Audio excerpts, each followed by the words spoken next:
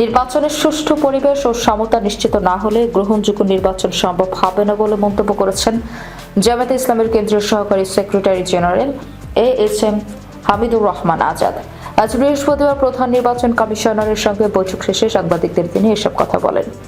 তিনি অভিযোগ করেন, নির্বাচনী তফসিল অনুযায়ী 22 জানুয়ারি থেকে প্রচারণা শুরুর কথা, কিন্তু আমরা দেখছি কিছু এলাকায় বিশেষ কিছু দলের প্রার্থীরা অবাধে প্রচারণা চালিয়ে যাচ্ছে।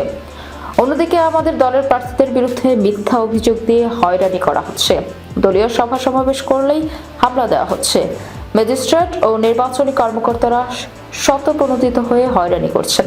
আমরা এসব অভিযোগ লিখিতভাবে দিয়েছি, কাগজের স্তূপ পড়ে আছে, কিন্তু কোনো ব্যবস্থা নেওয়া হয়নি। তিনি বলেন, একদিকে আচরণবিধি লঙ্ঘন করলেও কোনো ব্যবস্থা নেই, আর যারা লঙ্ঘন করছে না তাদের বিরুদ্ধে জরিমানা ও নোটিশ দেওয়া হচ্ছে। কমিশনকে আমরা বলছি, এটা বন্ধ করতে হবে। বড় দুটি রাজনৈতিক দলের মধ্যে সমতা নিশ্চিত করতে হবে। নিরাপত্তার বিষয় থাকলে ইকুইটি ও ইকুয়ালিটি মেনটেন করতে হবে। কিছু কর্মকর্তার নিরপেক্ষতা নিয়ে প্রশ্ন উঠেছে জানিয়ে তিনি বলেন, কোথাও আইন শিথিল, কোথাও কঠোর, এই বৈষম্য থাকলে সুষ্ঠু নির্বাচন সম্ভব নয়।